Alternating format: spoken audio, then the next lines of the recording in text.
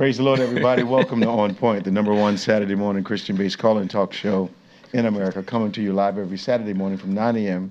to 10 a.m. on any smart device at David G. Evans 1. That's at David G. Evans, the number one.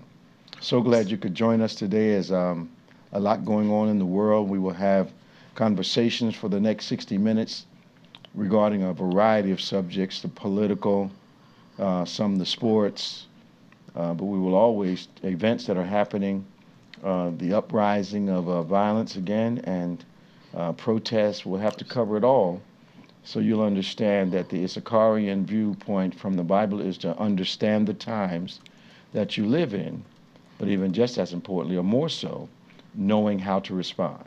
The Bible says they understood the times and knew what to do. So we welcome your comments today, as you can follow us online at David G. Evans 1, I believe.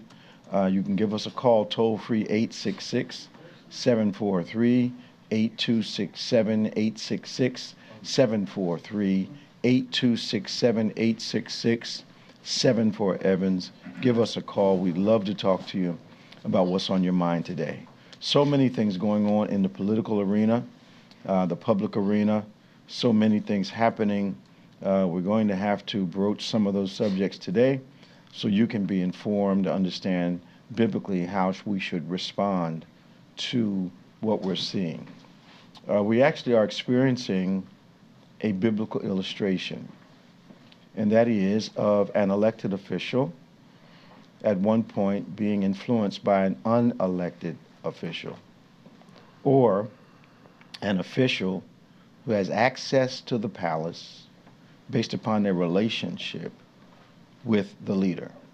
Of course, we're looking at the illustration in the Bible of Ahab and Jezebel. Ahab is a king who, according to, as you read the Bible today, many of you will check as soon as we start having this conversation, you'll find that Ahab was a person that whined a lot. He was an individual that was quite insecure. He had great power, had great potential to do great things, but Ahab found himself being influenced to do, watch this now, things that were detrimental to the people that he ruled over. And it was such a problem, his moods were such a problem, that in one story, part of the story, Ahab is in his room sulking because he feels as though nobody understands him and everybody's against him. And Jezebel has to come in and kind of encourage him in his position. And watch this, she commits to doing for him what he is not in the mindset to do for himself at that point. He does not want to exercise his power as relates to what they feel or what she feels needs to be done.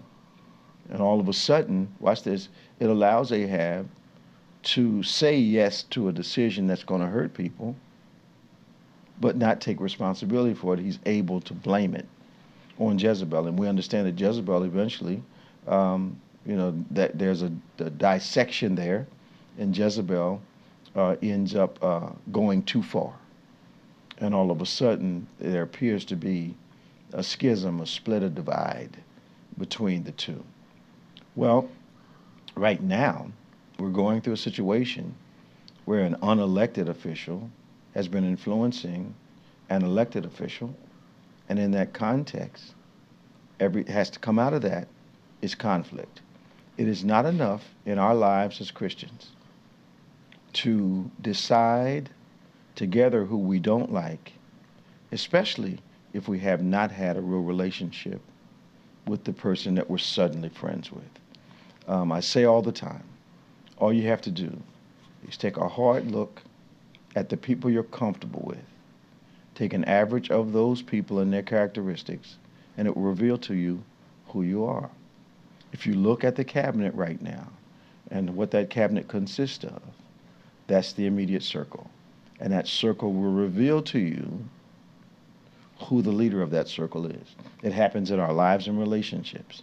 Remember when I was out in the street running crazy, I hung around other people that were doing the same type of thing I was doing. You could take an average of my associates and see.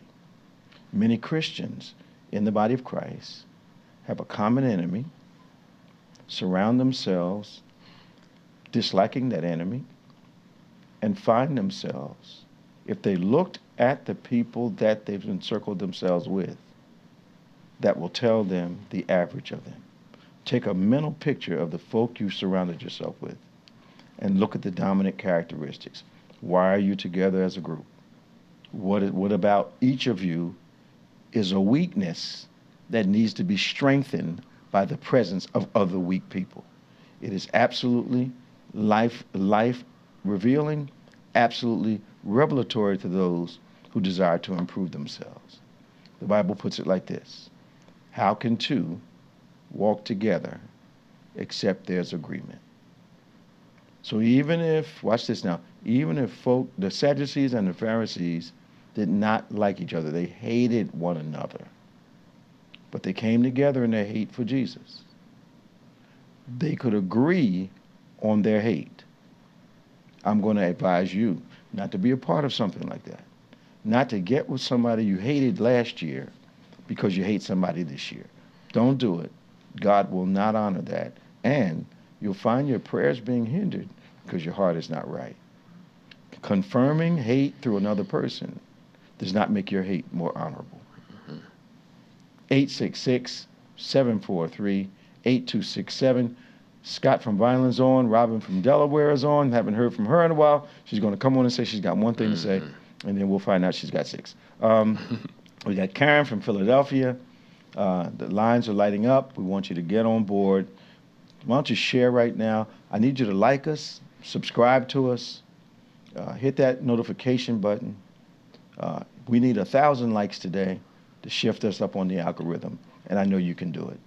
So like us, doesn't cost you anything. Subscribe to us, doesn't cost you anything. Hit that notification bell, doesn't cost you anything. We'd love for you to be a part of the On Point family. 866-743-8267, 866-743-8267, 867-866-74 Evans. Why don't you give us a call? Now, of course, our world famous co-host, our resident historian, our resident scholar. He's so many things. Reverend Nicholas A. Smith. Hey, man. Hey, y'all. Good morning. Good morning. Man, I tell you, man, stuff going on out in this world. Yeah. We need Scott and Robin and Karen have been waiting online. Let's go to them first today, and we can pick up our conversation. Sure. Scott, how you doing? Gentlemen. Scott. Hey, Scott.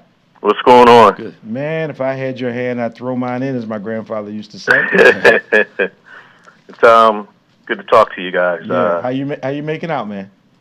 I'm doing a little better. Yeah, well, 1 minute at a time, bro. Mm-hmm. Yes, sir. I was just telling Crystal, good news. I got approved for an apartment in Runnymede, right down, that big diner, the Philly Sports Bar / diner. Yeah. So I got approved. So it's going to be bittersweet. They was the apartment me and I had, but I got to do it because it's not good for my health being in this apartment. It's a little too much for you emotionally right now. Yes. Yeah. Yes, and it's a wise Lord, move. But the Lord blessed me to get this studio apartment, and of course, when I move in, I'll let you guys know. You can stop by and see me sometime. I'll be closer to civilization. Stay out of that sports bar too. Yeah. Leon told me you must have talked to Leon. I haven't talked to Leon, but stay out of that sports bar. Yeah, he told me. He said sign a contract. So, that's right. But I can't thank him enough for my friend Steve Abbott from Woodbury. What Steve's been doing, taking my different appointments. He's the one I told you got let go from PNC, and he just got a lucrative job offer with New York Life. And Steve's a smart guy, a lot of studying with that company. But Steve's been taking the time to take me here, there, food shopping. So I'm grateful for everybody's support. You don't know you have friends till you're experiencing some trouble. Absolutely. That's when you better go on and preach, Bishop. Yeah, that's when you find out the real ones. The real ones come to your aid, and they ask you, what can I do for you? Yes. The false ones wait to be asked. Yes. You heard me say it live. You heard me say it on Point. Your real friends anticipate your needs and ask. Yes. The transactional friends wait until you ask them. Yes. There's a problem with that. Yes. So what else going on, man? How do you think about this? How do you think the Eagles season is shaping up? I'm kind of 50-50 with that question, if that makes any sense. Of course, it makes we lost perfect a lot sense of. to me. They lost a lot of good guys. Yes, they did. And a guy was And on the coaches. bus the other. Yeah. That's Yeah. that's the hardship of having a good team. But It is, Pastor Nick. they feel they have the necessary pieces to still win. You think so? Yeah, because their offense is still the same. Okay.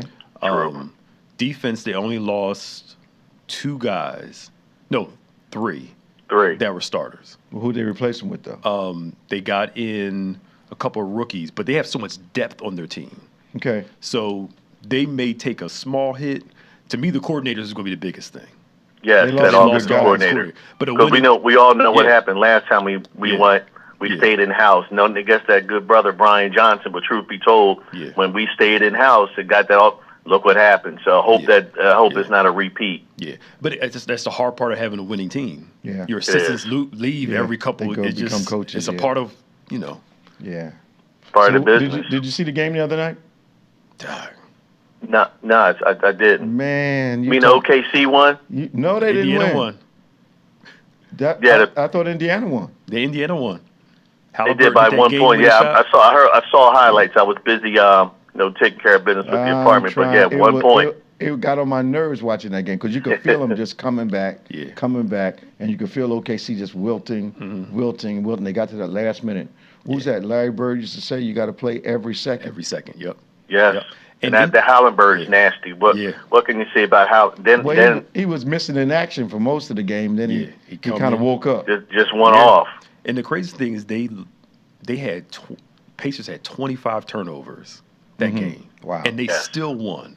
Wow. They played sloppy for almost 3.5 quarters. I don't know whether they were sloppy or whether OKC has good defense. But however, the pressure, they weren't comfortable with the pressure the first half. Yeah, and No. they adjusted. And I think that's what a couple of the NBA analysts and people who played said.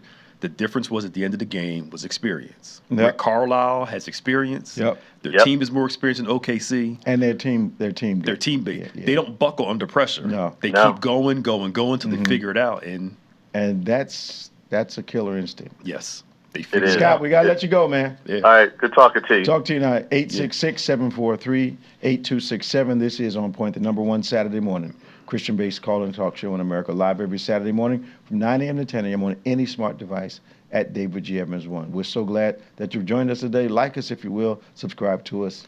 Hit that notification button. We need 1,000 likes today. Influence the algorithm. Help us spread the On Point message. Let's go to Robin from Bear, Delaware. Hey, Robin. Hello, Robin. Boy. Good morning, Bishop Hey, and Robin. Pastor Nick. How y'all doing How you this doing? morning? Welcome back home, girl. Yeah. How you doing? All right, how you doing? Hey, look, Bishop and Pastor Nick, y'all know I love y'all with all my heart. Mhm. Y'all are stuck with me until I leave this earth, so you got every word about me leaving. What's on your mind this morning?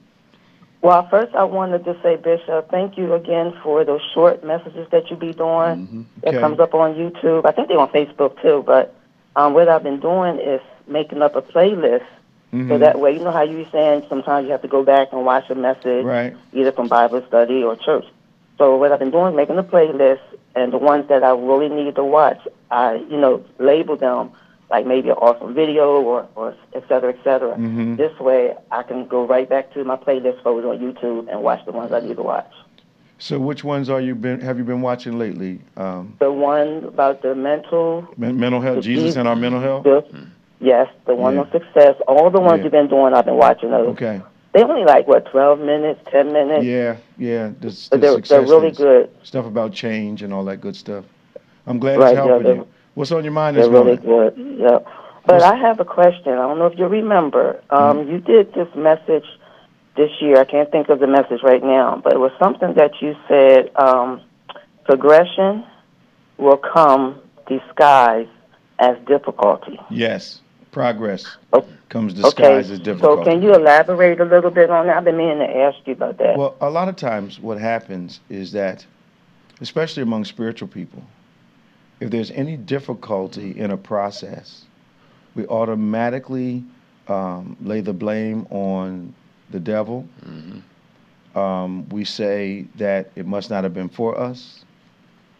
When something I said Wednesday night is that trouble is actually an invitation to victory. Yep.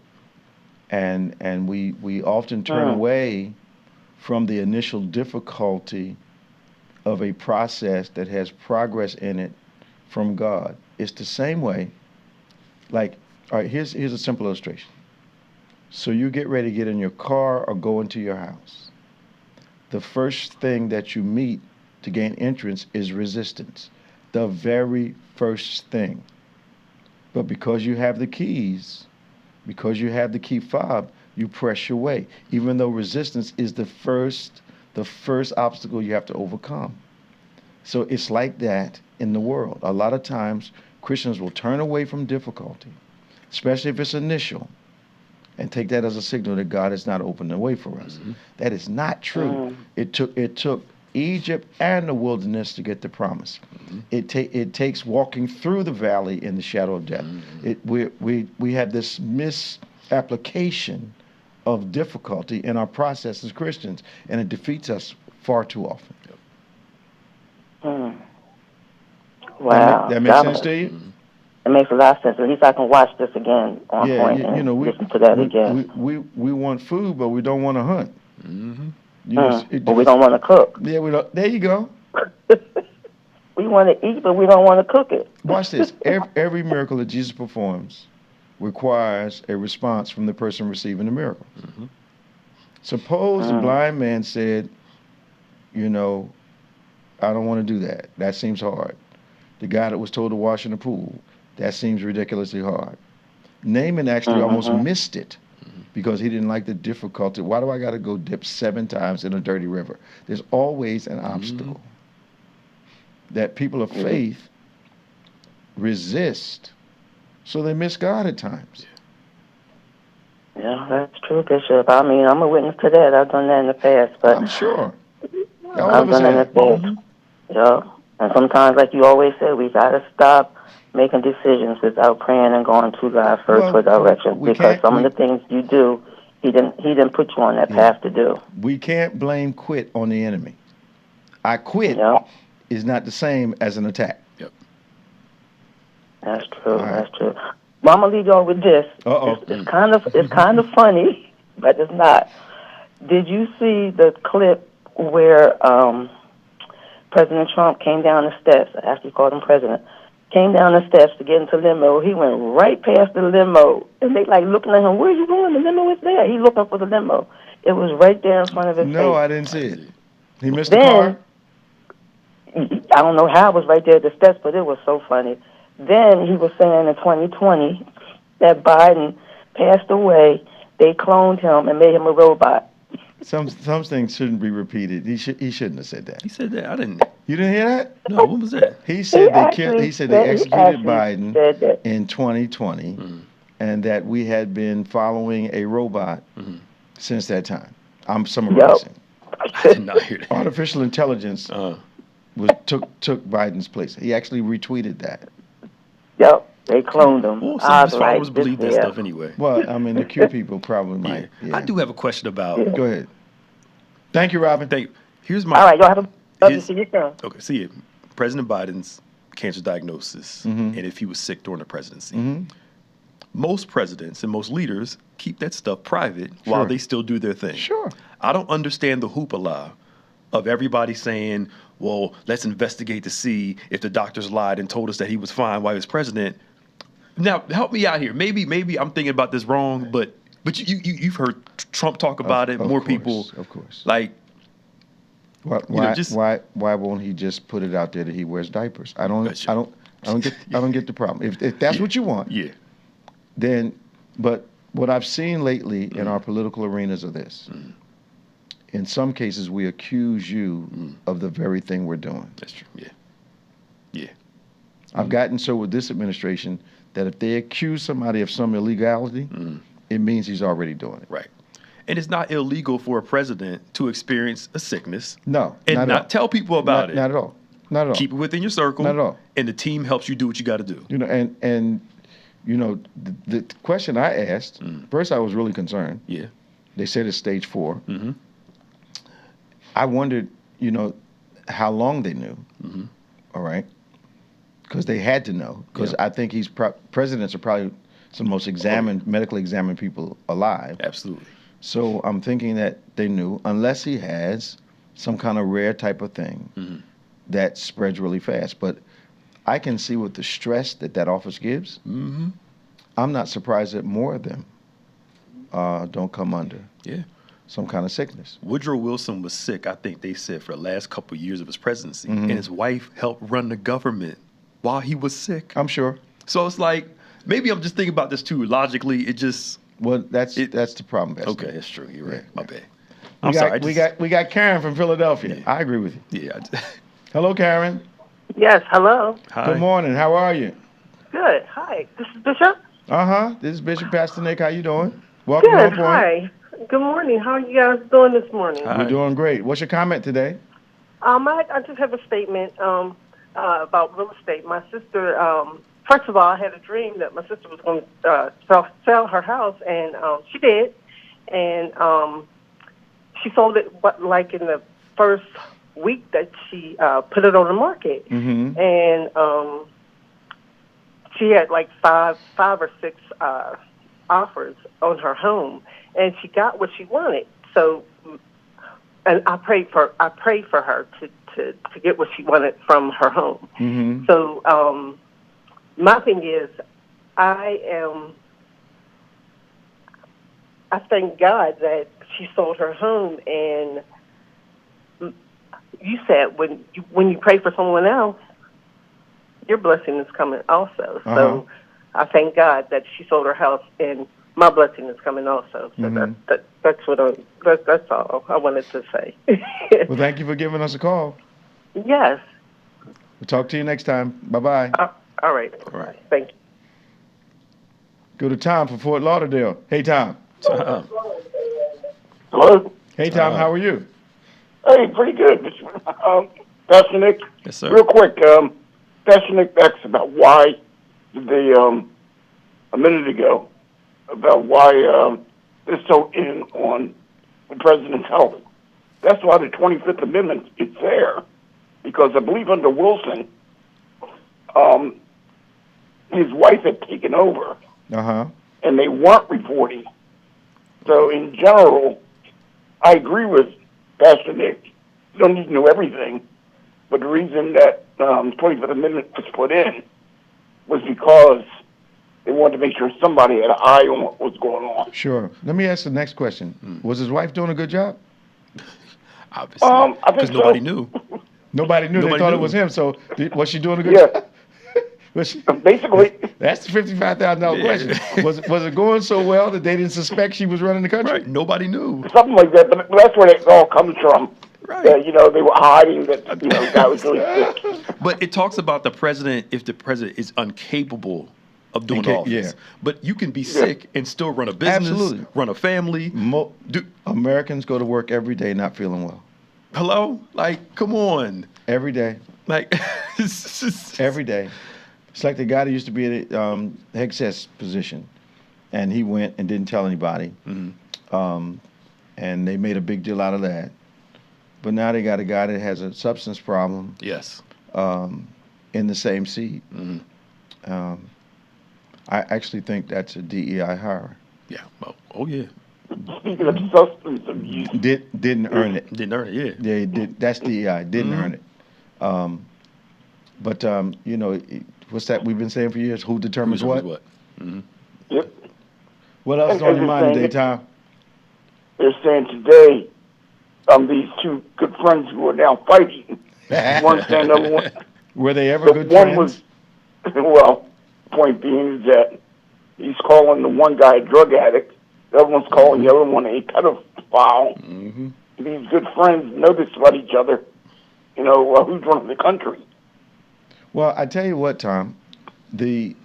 My thinking is somewhat different from people at times. I thought that the insults they were throwing back and forward actually indicate the lack of restraint in revealing themselves to one another. I think that they both ignored what could be, and before they could really have a real relationship and trust each other, because I think it was around money and ego. Mm-hmm. I actually think that they were a little too common with one another. Mm-hmm. And with Musk having this technological advantage that he has, and him being behind the scenes, and him having an actual team in Social Security, there's a lot of stuff. Mm-hmm. And then, of course, he's hearing things, and we don't know who was in the administration who he had persuaded to keep him informed. Because I don't think this Epstein thing is the home run for him. I think this is just the first approach. Yep. But I do think that Musk probably was a lot more secretive with Trump than Trump was with him. Oh yeah, I'm sure. And that's his nature. Yeah, because he tries to be impressive a lot. Mm-hmm. Tries to be impressive a lot, and it's almost I have a few people in my circle who don't know how to process care or concern, don't know how to process a good gesture towards them, and they have to kind of dog mark everything positive that you try to do for them. Yeah. And when I watch those two operate, I'm watching two people that had a tense alliance. I think the president was envious of Musk's wealth, but at the same time, I think he, just like with Kennedy, he liked having that name working, quote unquote, for him. Yeah. So there was an ego boost in the relationship. There was an ego boost in the relationship. And now we see that the tension in the relationship as it was is now exploding. Yeah. But I believe there was envy there for our president to him, because I was surprised he had somebody around him that was that much wealthier than he was. Yep. At the same time, Musk is getting like $80 million a day from the government, some crazy number, as relates to contracts. Yeah, they're talking about canceling Steve Bannon. Those guys want to pull his contracts. The only problem is there's no high lift capabilities to get stuff up to those satellites without him. Yeah. We do need that guy. You gave him access, and now you need him. And he knows it. And he knows it. That's what he's saying. He said, he makes good rockets. Yes. He said, I helped get you elected. You wouldn't have got elected without me. Right. Because there's this buzz behind the scenes that because all this stuff that technology that Musk knows how to do, there's some stuff behind the scenes working to kind of help him get. Yeah. You know what I'm saying? Yeah. And you don't pay $288 million for a dinner. Yep. Yes. Okay. And a photo opportunity. I just that's. And the thing is, Musk knew that bill was going to hurt his business and the tariffs. I don't know why he thought, unless he thought he's going to do it to everybody else, but not to me. Yep. I think he thought he put Teflon. Yep. I don't think he thought it was going to hurt him as much.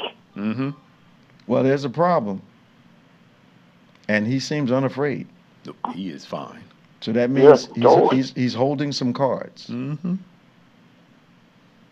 if he starts telling what they asked him to do, I think the president's response is a little mild right now. It is. Almost as mild as his responses to Putin. Yeah. Which I've always thought meant that Putin had some leverage that was potentially embarrassing. Yep. And I think Musk now has some leverage that is potentially embarrassing. And he just let a little bit of it out with the Epstein thing. Yep. I think that's the only way you deal with our president. And yeah, but the guy lost $200 billion. You know, he lost a lot of money messing around with, and he donated what, $300 million? Almost 300. Yeah. Okay. Yep. And then people not buying Teslas. I heard the Tesla prices for the cars are going down. They would have people to. aren't buying them. They were already low. Yeah. But they would have to go down. Because folk are not. And I think that truck is ugly. It is horrendous looking. Oh yes. Oh my God. Are you surprised it took this long? It's just It's an eyesore. It is. It is. My kids love them. Mine too. I think they're my children love them. Horrible. The Bishop. Yes. Are you surprised it took so long for these two to go at it? I thought they would fall out a lot sooner. I thought maybe a couple weeks after Musk got in the White House with the president, I thought the president's ego would not tolerate him getting more press and having authority until I realized that the president wanted him to do some dirty work that he was not going to take responsibility for. Mm-hmm. Yes. Yeah. And that's what happened. Soon as the dirty work was done, all of a sudden, okay, Elon, you can leave the White House now. Mm-hmm. Even though he was on a 90-day schedule. Yep. Okay, it's time for you to go. He didn't want him around for so long. Yeah. Because he didn't move out a little early. Yeah. Yeah, well, but I need you to do all this dirty stuff. Mm-hmm. Unemployed, I don't know how many people, what? Yeah. Thousands and thousands of people. Mm-hmm. Add to the unemployment numbers, and then I want you to leave. Yeah. And they did a thing on Doge cost cutting. Mm-hmm. They really didn't save any money at all. Nothing. Barely anything. And minor. Musk had something to say about that. He said, I went in, took all these people's jobs, shut down departments, shut down the AID thing, and here you go, adding $5 trillion to the. So it was for nothing. For nothing. Yep. But Republicans are big with. Oh, sorry, good time. Go ahead. He also took the electric provisions out for cars, which I think just blew it up. Well, I think he wanted a little more loyalty to his business. Yeah. Especially since his business does depend on a lot of grants coming from, for the space stuff, the car stuff. He is a lot of technology stuff. He did a lot of grants for his businesses. Mm-hmm. The estimate that I heard was $80 million a day. That's quite a bit of change, if you ask me. $80 million. He's making almost as much money as you, Tom.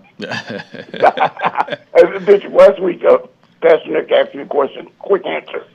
It was about the fluoride in the water down here. The governor did put that in the law, but it's a lot bigger than that. Down here in the southern part of Florida, it was a big fight about keeping it, but then the Congress down here decided they wanted it out for health reasons, and the governor did sign that, but he had full backing before he signed it. There was some other water controversy going on in the country. I understand there was an executive order, or that something was passed by the government where they were taking the restraints off polluting certain bodies of water in certain communities. Mm-hmm. And they were going to allow sewer water and other water to be treated now, and they took the EPA restrictions off. Mm-hmm. So now certain companies can pollute the streams and the water sources. And Bishop, I think to make more money. Talking about more than anything, it's these plastics that we had controls on, that they're going to let the parts per billion go up. Absolutely. That's why sort of all to cost less to produce, ultimately impacting the bottom line. And I've said it over and over again. Pastor Nick has said it over and over again. They don't seem to care about the very people they need to get them elected. Mm-hmm. And because the public is so not naive, uncaring initially, because they just want change, whether it's a benefit or not. Mm-hmm. They're not thinking 10 years down the road. Yep. And it's not going to them and their children and their children's children start catching all these diseases. Yeah, that's true. Then it's going to be, what happened? Well, 10 years ago, you voted for people that took all these restraints away because they were too woke. Yep. And people they don't know history to look back and see the reason for all these restraints. Mm-hmm. We need to go back to the good old days. They don't talk about how many diseases people had in the early 1900s, late 1800s, even the 20s and 30s. They had to put limitations in place so people could stop getting sick. Absolutely. But people do whatever they want to do. Like, but now the good old days is ethnic. It's not chemical or lifestyle. It's basically underneath all of that is an emotional rejection of the multiplicity of ethnicities in this country. That's what's that. We don't care if you give us cancer. We don't care if you give us diabetes. We don't care if the water's polluted, as long as we feel superior or separate from other people. But it's just not going to work. It's not. Yeah. You know, you got. I saw something the other day, Tom, where they were saying that these contracts, these government contracts that they have now legislated against, and people are really, they need to cut these contracts. But 70% of the contracts go to white women. Yeah. They don't. I totally believe it. I mean, don't think through that. You're saying, yay, they finally did it to them, but 70% of the contracts are white women. So what's there to celebrate? Because, a few black folk won't get, $1 billion worth of contracts? Yeah. But you're missing out on $52 billion worth. You know what? Tom, thanks, man. Hey, take care. Talk to you. So I remember sitting in a board meeting. The bank will remain unidentified. I was at executive level in the bank, and we're approving. Of course, we finally approved or disapproved every loan, major loan. So the multi-million-dollar loans, those were the executive level. And I saw and witnessed redlining of certain communities. So, of course, I spoke up. But in the same meeting, I saw a guy who had just filed bankruptcy get a multi-million-dollar loan for his business. And when I asked, we just redlined these people, but you're giving this guy who just declared bankruptcy recently this loan for his company that he's going to start. They did everything but say that he was a white guy. So I'm sitting there waiting for them to finally say, all they could say is, well, he's a nice guy. The guy got millions of dollars because they liked him. They redlined the community because, watch this, and those people had not foreclosed on anything. They hadn't gone belly up. They'd always paid, but they redlined that community and gave this guy, where in the United States can a bankrupt guy, weeks after he files bankruptcy, go to a company, go to a bank and get a multi-million-dollar loan? Sounds like America to me. Yep. Who determines what? Who determines what? I heard some historian say something I thought was profound this week. He said the difference between racism in the North and the South is this, and this kind of falls in line with this. He said in the North, they don't mind a black person being a doctor, just don't move in my neighborhood. Absolutely. In the South, we don't want you to be a doctor. That's right. We want you to be just like us, poor and impoverished. That's right. Even if we don't get ahead, as long as you don't do better than us. Absolutely.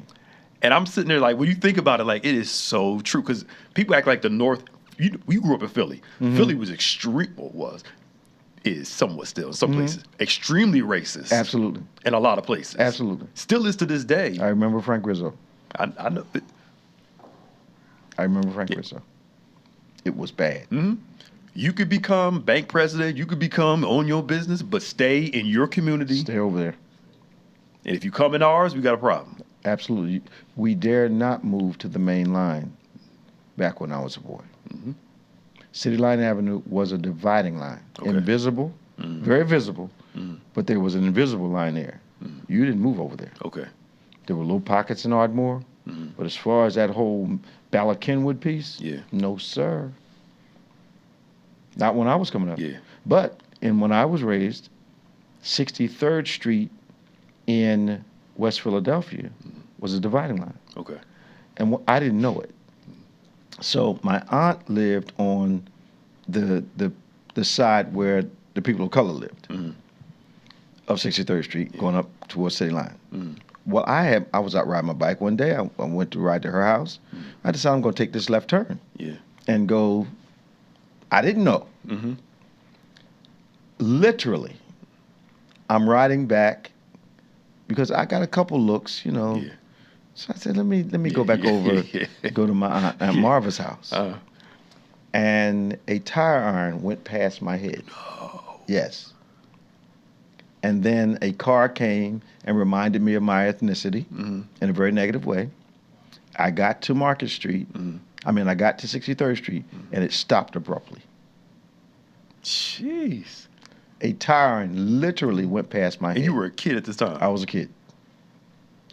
See, this is where people say, oh, that was so long ago. You got people who lived through this stuff. Yes, sir. It wasn't that long ago. No, wasn't that long ago. Wasn't that long ago. We've been on a journey, I say it all the time, but we haven't traveled very far. Okay, we're going to get our civil rights spirit riled up. We got Danny from Lauderhill. Hello, Danny. Bishop, Pastor Nick, how you doing? How you doing, man? Today? Okay. I just want to take a couple of minutes, and I got to go ahead and say this, is that thank you for putting the emphasis on the first Sunday. And I was telling Pastor Nick last week that I was looking forward to the first Sunday.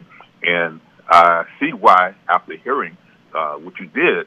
And I have to compliment you and say, well, both of you, because your emphasis has been on making it plain. And I mean, you made it plain last week. You really made it plain. And maybe you could explain some things to Pastor Nick. I'm going to say that going back in time when the congregation would talk back to the pastor as he was preaching, make it plain, Reverend, make it plain. I mean, you were right on it. When you talked about, first of all, is the types of bread. You were telling it, breaking it down. I mean, you broke it down to the least common denominator. Everyone could understand what you were talking about, from manna to the Last Supper. That bread, yeah. That bread. That bread. And then it was good, and I had this, you brought a smile to my face when you broke it down. I mean, you said there was no expiration on that bread. That's right. It's everlasting. And then when I started laughing, when you started talking about the types of bread, you took us back. A lot of people didn't understand it, but coming up in the era that I did, that you and I did, where you talk about the different types of sandwiches. Oh, yeah. The choke sandwich. You know what a choke sandwich is? Chokes add peanut butter. Yeah. And you better have a glass of water. Something. It wasn't going to work. And then that peanut butter wasn't smooth back in the day. You get caught. And then caught right. And then you had that cheese. That grilled cheese sandwich was something else. But one that you left out. Syrup sandwich, yes, sir. Yeah, the syrup. But one that I had a quite some time had to deal with was the wish sandwich. The wish. I wish I had something to go. I had something going between the bread. Oh, people don't understand. Like my children would not have a concept of how inventive, creative, and imaginative we had to be. Yes. Just to have a simple lunch. I mean, you look in the refrigerator. What do you have? Most of our kids would look, okay, there's no lunch meat, we can't make a sandwich. But back in those days, okay, no meat, but what else do we put on a sandwich? Mayonnaise. So get a mayonnaise sandwich, get a little something to drink. Yeah, man. Got through lunch. You had to be resilient. Absolutely. Some butter, some sugar. Tomato sandwiches. Yeah. I actually quite like that, man. My grandma, they grew up during the Depression, so you had put some mayonnaise on the bread, put some tomatoes on there. Yeah. Got some tomatoes. And it was actually really good. I was like, yo, this is... Look, tomato pie is good if you have to eat one. I've never had one before. Yeah, they're good, though. Okay. Yeah. Yeah, people, they don't understand, man. Yeah. But Bishop, you all keep on pressing with it because, you know, pastors or preachers are known by different sermons that they deliver. And then every time I look at Pastor Nick, I'm thinking about knocking at the door. Yeah. I mean, that's what I'm looking at him. Okay, I look at you. I used to think about you. I think some years ago, the wings of a dove. Yeah. Oh, yeah. Yeah. Now I have to go ahead and put that bread in there. Let me ask you a question, Dan. Let me ask you a question, Dan, before you go. How's my sister doing? Blessed and highly favored. Now, where are you in relation to Orlando? I'm about 300 miles distance. 300 miles. 3 hour drive. 3 hour drive. Okay. 3.5 hours. That's a long way. Okay. I know there's a few of you that live with about 10 or 15 minutes of each other. Yes, that's true. And what area is that? Okay, I'm west of Fort Lauderdale. Okay, so Fort Lauderdale is where you guys are. There's a bunch of you right around each other. Yes. It'll be like the center of everything, Fort Lauderdale. Then you have north would be like Palm Beach. South would be Dade County, Miami-Dade. Okay. Yes, I think he's close to Tom and the other lady. Yeah. I'm close to Tom. Mm-hmm. I'm west of Tom. Okay. Yeah. Okay. All right. Hey, Dan. Yes. Can you give your phone number to Crystal? Crystal, can you take his number for me? We'll do that. All right. Appreciate you, man. Talk to you soon. Okay. Y'all be blessed. Bye-bye. Bye-bye. Mm-hmm. So, what is your prognostication on this cat fight that's going on right now? I can't call it a dog fight because it's too petty. It's a cat fight, yeah. What is your prognostication on how this is going to turn out? How it's going to turn out? Trump supporters are going to be with him. And you already see his crowd turning on Musk. They're turning on Musk or they're turning on Trump? No, they're turning on Musk. Trump's crowd. His core crowd is turning on Musk. Okay. You know, he calls him mediocre Musk. And, you know, they all kind of go along with it. Got names. Nothing mediocre about him, but okay. Thank you. Right. Okay. That's our president of security coming out. I know. To me, it's not going to turn out well when two people of status and money are fighting. Mm-hmm. It's a bad look for the country. Absolutely. It's a bad look for the presidency. Absolutely. You know? Are they worried about that, though? But see, that's the logical people are worried about that. Okay. We're looking at it like this shouldn't be what we should be seeing from our president. Right. Even if a businessman does say something about you, the expectation for a president is different than... And is any other leader that you know of in contemporary times, have you seen them go through this type of fight? There have always been... Detractors, yes. Now, back in the 1800s, they would get in physical fights. One person got shot. So there was precedent different during those times. That's the whole Aaron Burr when he got shot. And people, they would fight in Congress. Yes. We haven't seen this kind of thing in the past century. You know, things have been more civilized. Okay. But where it's going to go business-wise in the country, I can't say. But I can't see Musk standing down. No. If these tariffs and this bill hurts his company. He's got enough money to do it. Yeah. He's going to stick to his business. If he's willing to spend almost $300 million on a campaign because we're going to give him access, $300 million doesn't mean much to him. Not at all. Because if I've got $1 trillion, is that how much money he has? He's in the 200 billion area. Okay, so if he got 200 billion personal wealth. Mm-hmm. No, he's 387.9 billion. Okay. Whew. Okay. So 200 million to him is nothing. It's nothing. That's a rounding error for him. Mm-hmm. Wow. Mm-hmm.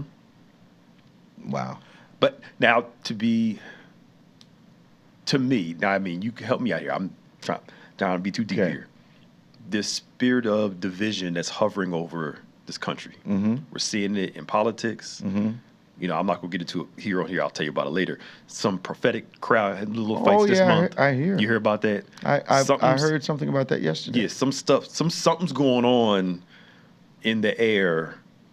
And if we believe, and you taught on it in spiritual warfare, we wrestle not against flesh and blood. Mm-hmm. There's some spiritual stuff going on behind the scenes that's causing even the saints to be. I don't understand though why. Publicly too. Yeah, I don't understand why.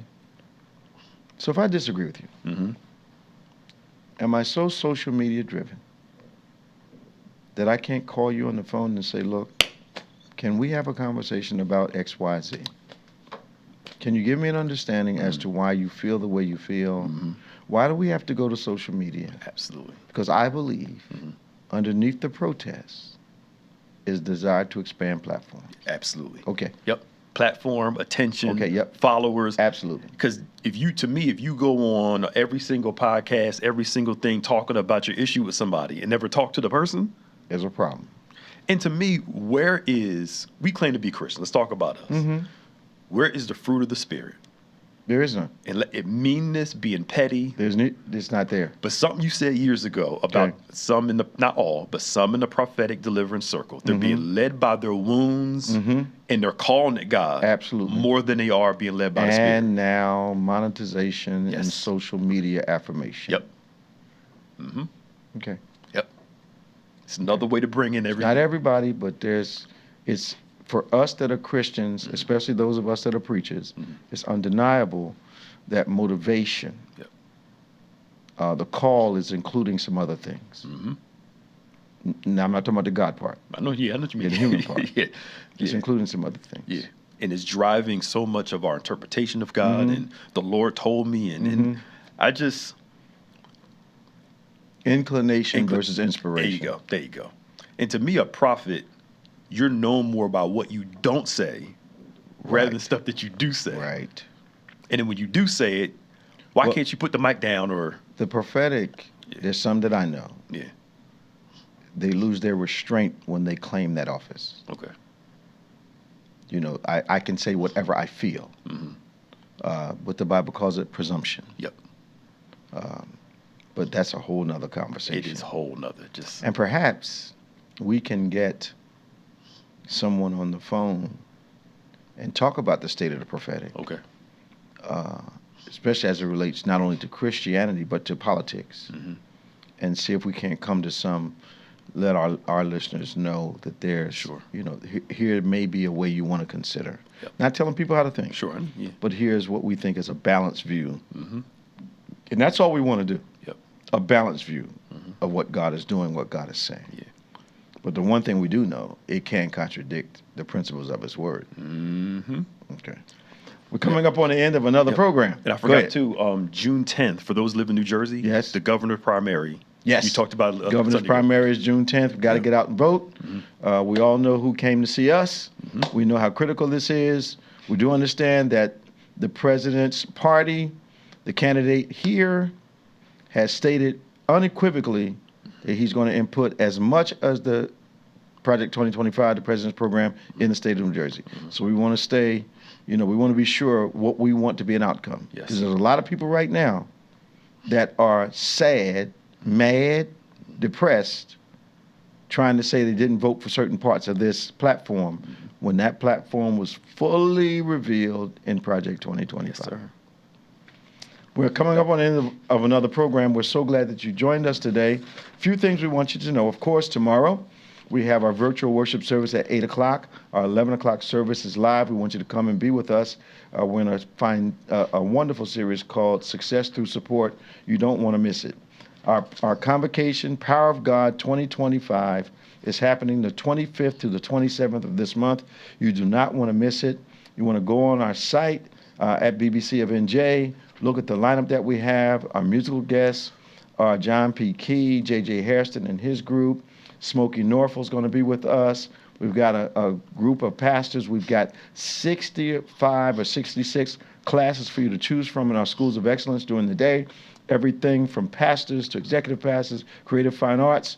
You don't want to miss a moment of Power of God. Your registration gets you your choice of classes, preferred seating, 3 mini concerts, preferred seating at 6 services. You don't want to miss Power of God 2025. Safe place, safe space. You want to be aboard. So register today. Go on our site at BBC of NJ. Register today. You want to be in the seat. If you're seat sensitive, you want to register, but you get free access to everything once you register for the convocation. Well, for Pastor Nicholas Smith, I'm Bishop David G. Evans. You want to make sure that you send us your prayer at social. Prayer go to Bethany. Prayer go to Bethany.com. I thought it used to be social. So anyway, we'll see you tomorrow. Stay strong, stay safe, and remember, faith acts like a thing is so, even when it's not so, that it might be so. God bless you, and I'll see you tomorrow.